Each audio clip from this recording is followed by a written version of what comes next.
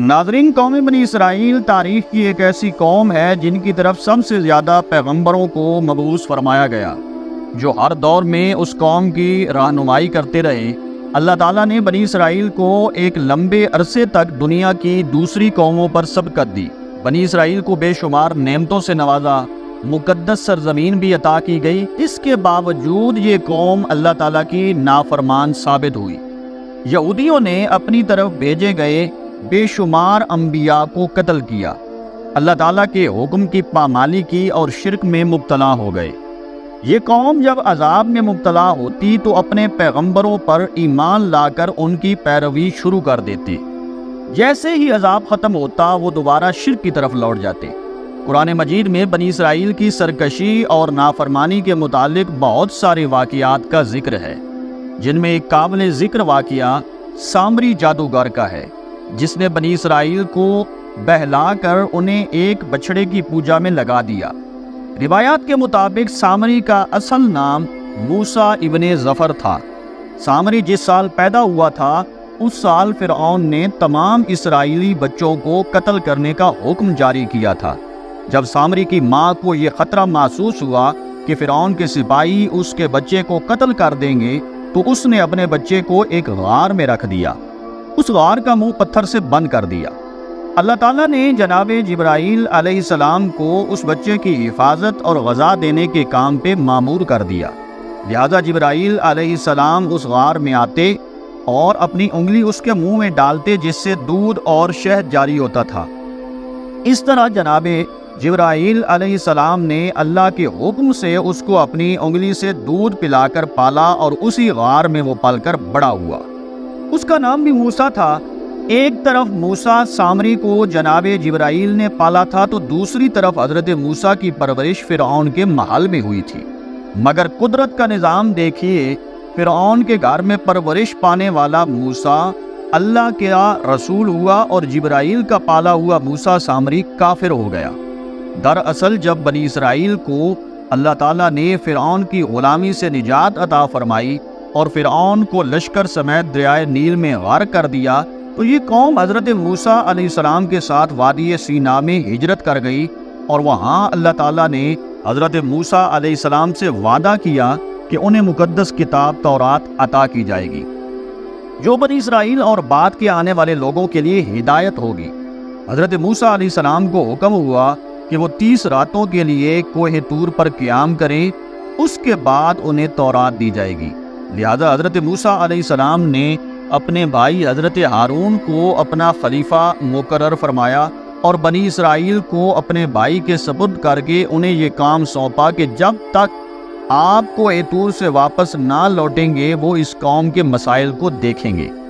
حضرت موسیٰ علیہ السلام کوہ طور پر چلے، جہاں پورے 1 ماہ روزے اور عبادت میں مشغول ہو گئے، تو ادھر شیطان کو بنی اسرائیل کو بہکانے کا سنہری موقع مل گیا۔ لہذا سامری نے بنی اسرائیل کو بھٹکانے کا ارادہ کیا۔ سامری مصر سے ہجرت کر کے بنی اسرائیل کے ساتھ آیا تھا۔ جب موسیٰ کو کوہ طور سے واپس آنے میں تاخیر ہوئی تو سامری نے بنی اسرائیل میں یہ افواہ پھیلا دی کہ حضرت موسیٰ علیہ السلام کی وفات ہو گئی ہے۔ اس نے بنی اسرائیل سے کہا کہ تم لوگ اپنے سونے چاندی کے زیورات میرے پاس رکھ دو تاکہ یہ قیمتی سامان کہیں کھو نہ جائے۔ لہذا بنی اسرائیل نے اپنے تمام زیورات معزز سمجھ کر سامری کو دے دیے۔ اس نے آگ جلا کر تمام زیورات اس میں ڈال دیے۔ دیکھتے ہی دیکھتے سونا چاندی پگھلنے لگے اور اس آگ سے گائے کی شکل کا ایک بچڑا نکلا۔ سامری کے پاس اس جگہ کی مٹی تھی جس جگہ جناب جبرائیل علیہ السلام کے گھوڑے نے قدم رکھے تھے۔ اس نے جیسے ہی وہ مٹی اس بے جان بچڑے کے منہ میں ڈالی تو وہ آواز نکالنے لگا۔ سامری نے بنی اسرائیل سے کہا کہ موسیٰ تو اپنے خدا کی تلاش میں طور پر گئے ہیں، جبکہ خدا خود ہمارے پاس آ گیا ہے۔ اس نے بچڑے کی طرف اشارہ کیا کہ یہ ہمارا خدا ہے۔ اس گمراہ کن تقریر کو سن کر بنی اسرائیل کو یقین آ گیا۔ انہوں نے بچڑے کی پوجا شروع کر دی۔ 12,000 آدمیوں کے سوا پوری قوم نے اس بچڑے کی پوجا شروع کر دی۔ ادھر مسلسل 40 روز کوہ طور پر عبادت کرنے کے بعد حضرت موسیٰ علیہ السلام کو اللہ کا کلام ملا، جو 10 مقدس تختیاں تھیں جب آپ کوہ طور سے واپس آئے تو قوم کا ماحول یکسر تبدیل پایا، ہر طرف سے کفر و شرک کی بو آ رہی تھی۔ یہ دیکھ کر حضرت موسیٰ علیہ السلام غضبناک ہوئے۔ آپ اپنے بھائی حضرت ہارون پر غصہ ہوئے کہ میں نے تمہیں اس قوم کی ذمہ داری دی تھی، پھر یہ شرک کیسے ہو گیا؟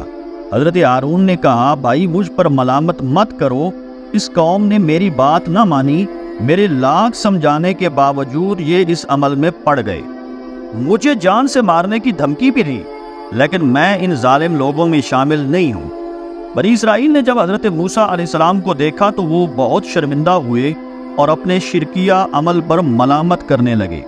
حضرت موسیٰ علیہ السلام نے سامری سے پوچھا، تو نے قوم کو باطل معبود کے پیچھے کیوں لگا دیا؟ تو سامری کہنے لگا، میرے نفس نے مجھے مجبور کیا اور یہ میری فریب کاری تھی۔ حضرت موسیٰ علیہ السلام نے اس بچڑے کو جلا کر راکھ کر دیا اور راکھ سمندر میں بہا دی۔ روایات میں آتا ہے حضرت موسیٰ علیہ السلام کو حکم ہوا کہ آپ 80 آدمیوں کو منتخب کر کے کوہ طور پر لے جائیں اور یہ بچڑا کی پوجا کرنے والوں کی طرف سے معذرت طلب کریں اور دعا مانگیں کہ ان کے گناہ معاف ہو جائیں۔ تو حضرت موسیٰ علیہ السلام نے نیک آدمیوں کو ساتھ لیا اور کوہ طور پر تشریف لے گئے۔ جب لوگ معافی طلب کرنے لگے تو آواز آئی، اے بنی اسرائیل، میں ہی خدا ہوں، میرے سوا کوئی معبود نہیں، میں نے ہی تمہیں فرعون کے ظلم سے نجات دی، لہذا تم میری ہی عبادت کرو۔ جب اللہ کا کلام سنا تو وہ کہنے لگے، اے موسیٰ، ہم ہرگز آپ کی بات نہ مانیں گے جب تک اللہ تعالیٰ کو دیکھ نہ لیں۔ ان 80 آدمیوں نے اپنی ضد پر قائم رہتے ہوئے حضرت موسیٰ علیہ السلام نے انہیں بہت سمجھایا، لیکن وہ اپنی بات پر اڑے رہے، یہاں تک کہ اللہ تعالیٰ نے اپنے جلال کا اظہار کچھ اس طرح سے کیا کہ ایک فرشتہ بھیجا جس نے خوفناک چیخ ماری، جس سے ان کے دل پھٹ گئے اور وہ مر گئے۔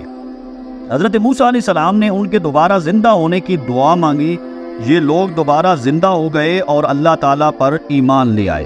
حضرت موسیٰ علیہ السلام نے اللہ کے حکم سے سامری جادوگر کو بنی اسرائیل سے نکال دیا، لیکن بعض مفسرین کے مطابق اللہ تعالیٰ نے اس پر ایک ایسی بیماری مسلط کی کہ وہ ذلت کی موت مر گیا۔